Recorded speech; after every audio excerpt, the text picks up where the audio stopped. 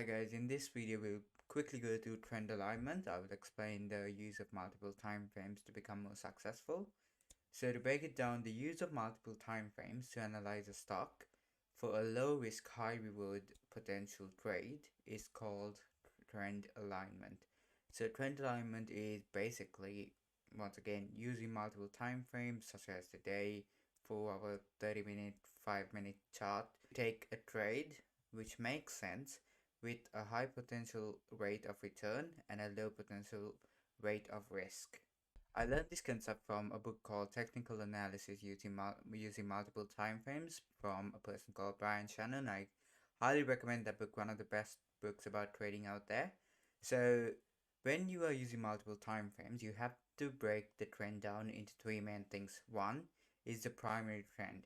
The primary trend can last a few months up to a few years, and basically it's compared to an oceanic tide, which is the main thing. So if we go to an example, we're looking at the Nasdaq market here. We can see that since December it's been in a primary downtrend because it's making lower highs and lower lows, as we can see from here. So the primary trend is the longer term trend, ranging from anywhere between 2 months up to a few years. Now the second thing is called secondary movements. So a secondary movement can last from a few weeks up to 3 months.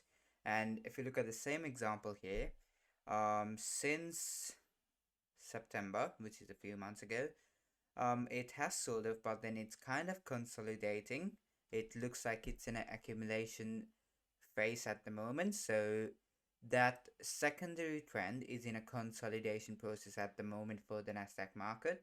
So once again, it's sort of like the wave, whereas the longer term primal trend is like the tide. The secondary movement is like the waves in the ocean. It just can last from anywhere between 2 weeks up to 3 months. I'm not saying waves last that long, I'm just saying the trend, the secondary trend lasts that long. And the third trend is called the short term or the minor trends. This is the trend which is indicated by the past 2 weeks. So once again, same example using the Nasdaq market. It's TQQQ, which is basically the Nasdaq ETF. But we can see that for the past 2 weeks, since the 10th of November, it has been consolidating, but it has made higher highs and higher lows, which means on the shorter term time frame, it is bullish. So that's how you break the trend down into three: primary, secondary, and minor. So be aware of each trend in each time frame, and also on the primary, secondary, and the minor trend. Know whether it's an uptrend, a consolidation, or a downtrend on each one of those trend movements. Now Brian Shannon, who is a very successful trader, has been doing it for a few years as well, has wrote a book completely about this. And on his book, he has mentioned that obviously we know that there's three types of traders. We've got the investors, we've got the swing traders, and we've got the day traders. For each of those people, we have broken the time frames down into three. So for a day trader, they can view the primary trend using a 30-minute chart. So for a day trader, primary trend using 30-minute, secondary using the 5 or 10-minute, and the minor trend using the 2-minute or 1-minute chart. And for a swing trader, the primary trend can be viewed using the day chart, the intermediate or the secondary trend can be viewed using the 30-minute or the 1-hour chart, and the minor trend can be viewed using the 10 or 5-minute chart.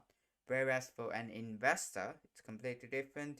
An investor has to use the week chart for the primary trend, the day chart for the secondary trend, and for the minor trend, it has to be the 30-minute chart. So that's the time frame he has given us to basically classify the trends in each one of those trend movements. Now the next question is, what do we need these three time frames for? One, the primary trend. It allows us to understand the flow of capital, the primary flow of capital, and the path with the least resistance.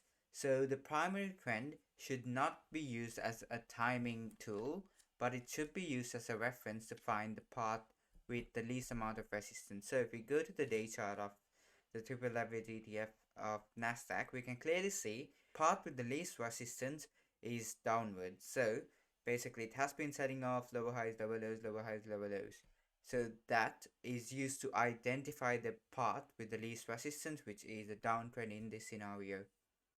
Now, once you have identified the primary trend using the long-term time frame, what you have to do next is use the intermediate term time frame to find out the secondary trend.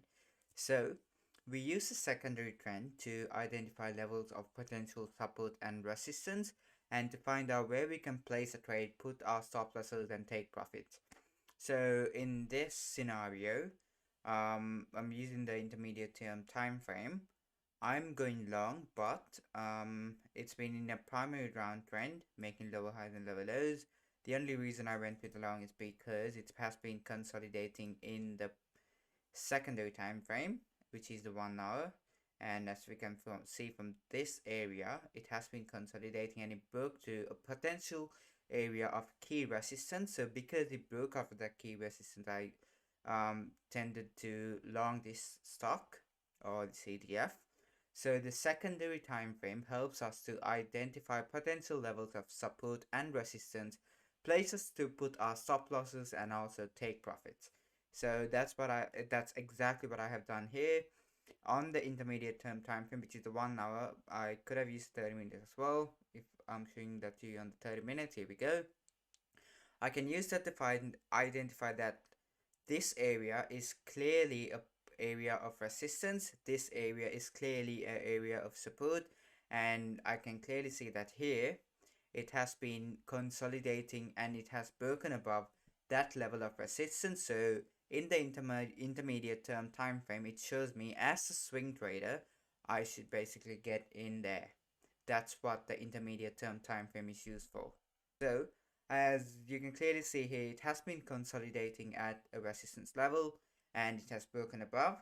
So my thing is I can see that this was the last low on the intermediate term time frame. I can place my stop loss below that and take profit before the next level of key resistance.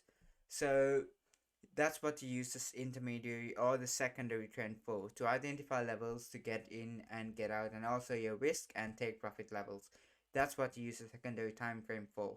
Now we've identified the primary trend and also the secondary trend, and the third thing is using the minor or the short-term trend. The short-term trend, it would be the 5 or 10 minute for a swing trader. That's what I'm going to use here. So we use this mainly to identify the exact dollar amount that we can get in or get out at. So as you can see, what I have done here is I'm using the 5-minute time frame here, and we have broken this level of resistance after consolidating for around, well, 2 weeks now, I'm guessing. Yep, over 2 weeks. So it has been here for 3 weeks and it was consolidating at an area of resistance. So I can clearly see that this area would have been a perfect area to get in from, or at this retest. So at 22.52 would have been a place to get in, and I can set my stop loss below this low, so somewhere around $20.30, and take profits as well. So that's basically what we use the minor time frame for, to identify the exact dollar amount to get in and get out. So let's just recap everything. The primary movement or the primary trend is used to identify the path of least resistance. It's usually done using a higher time frame like the day chart. And the secondary is using intermediate term time frames such as the 30-minute or 1 hour to identify areas of potential support and resistance and identify where we can get in and get out. And the last one, the minor trend, is basically used to identify the exact dollar amounts. And one of the best trade setup that you can have is where all 3 time frames agree with each other.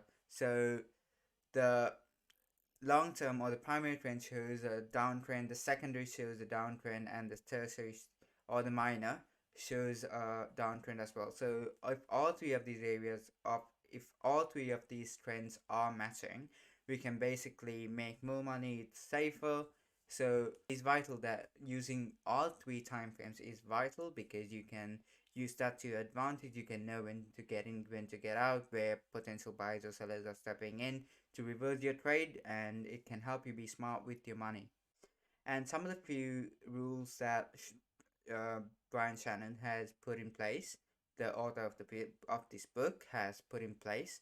The very first one is, regardless whether you are a swing trader, investor, or a day trader, you have to use a minimum of 3 time frames before you trade. Second, the greater number of time frames you use to analyze a stock, the chances of success will increase. So the more time frames you use on your analysis, the more successful you will become. So that's one of the easiest ways for you to become a successful trader.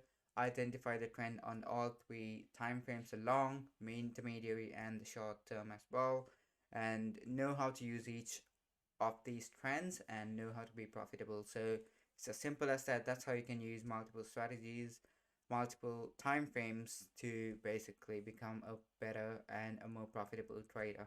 So I will leave it there. Hope you guys learned something. If you want me to break this down further, drop it below in the comments and I will help you. So yeah, like and subscribe. I will see you on the next one.